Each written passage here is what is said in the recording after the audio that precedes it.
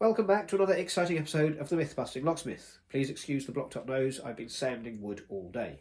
Now, I previously did a video on YouTube and then I pulled it off in regards to how to decode one of these, whether it is locked, as in the position now, or whether it is unlocked.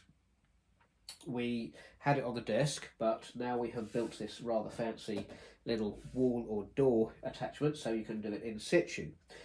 We pulled it off originally because people were saying they were kind of missing the point. They said because I potentially knew the combination, which I didn't, I wasn't demonstrating it correctly, and so therefore they were missing the point of how to decode it. The fact that I knew the combination was irrelevant because it is the process that is flawless that you cannot get away from.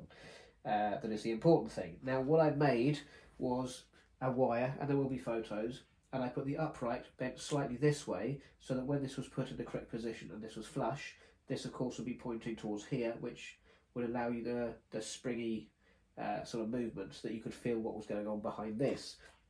Now, these wheels obviously have the bar going through them, and when the wheel is in the correct position, if you look at the back of the wheel, if you're looking through here, when you look at the back of the wheel, if this was your hole, basically you have a little peg here that would be in the way when it's the correct combination. So as you turn the wheel around to the wrong combination, the peg sort of moves out of the way. So what we were looking at was with this peg here, this part here, when the wheel is in the correct position to open, which it's not now, I've set it all to ones, but you'll see why shortly. This wire going in the back would not be able to get sort of any further. So when these and this is in the correct position, this would only get to about here, whereas if these first three were in the wrong position, the wire would go all the way back. And this is how we decode it. Now, I explained this before, but people were, as I say, missing the point. So I wanted to go over this again. Now, I do know the combination. It is irrelevant. I have set this all to 1, so we're going to go close up in a minute to have a look. And we're going to sort of decode it. And we're going to talk through the process and show you what actually happens when we do. Right, so without further ado, and the magic of television, let us get closer.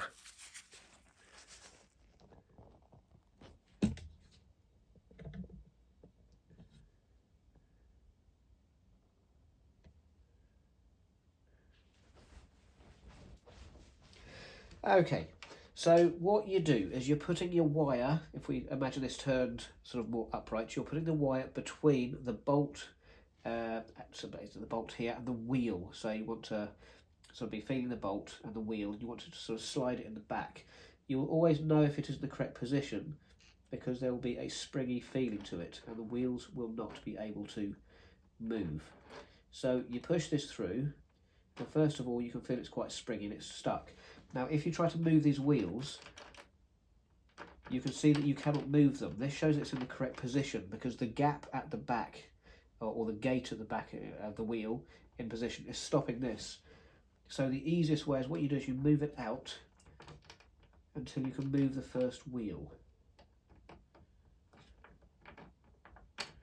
And this is why I put little gauges on so you can see how far you're putting it out. There, so now you can see, you can move it, just about, there we are. See, now you can see you can move it, put it back to 1.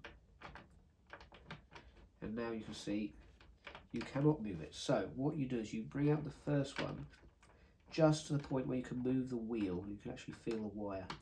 And then what you do is you push back. So you can push it all the way back. So you pull it out. You move to the next one. Push it. No, you push it out. So then you put it to the next one. You push it in. It goes all the way in. So you put it all the way out. It goes all the way in. So pull it all the way out. And now you feel you can't push that any further, so you would think this is 7. So if you put it out, move it to 8, now you see it goes right in. If you put it right out, put it to 7, now it won't go in. So your first number potentially is 7. So you put it out further, and you can't move it already. So if you move it down 1 to 3, you can move it right in. If you put it out, put it back to 2, it's actually stopping at 2.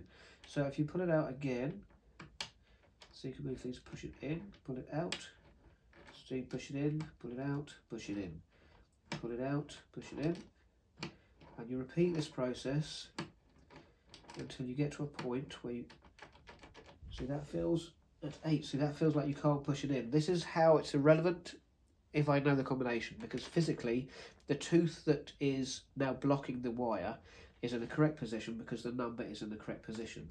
Now I know the last number of this one, but I just want to show you. So you pull it round, push it in, pull it out, push it in, pull it out, push it in. Now that's stopping there. Now I had a feeling that this might be 0, but as you can see, this can't go any further. So you pull your wire out, and as you can see, it is unlocked.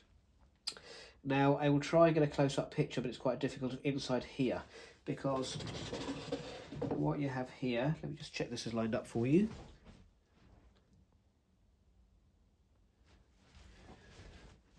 What you have here is this gap here, and there's a tooth that's this size that will sit between this metal here and the edge of this this wheel at the back, which is flush. So you've got the gap, the metal, there'll be a gap here, and then there'll be the end of the wheel. And you're basically putting this metal, you're not putting it in this hole, you're putting it in a hole this size that's just behind this metal here, and the wheel will come on the outside. So when it is in the correct position, there is a tooth that will block that hole, and that is how you can do it. And this is what you can do to mark the four separate wheels, so that when you go in, it's quite long, but when you go in, you go all the way to the end, and then you can't move the wheels. You pull it out, and then you can move the wheel, and you just keep pushing like that. And when you get to a point where it's the correct number, you won't be able to get further than here.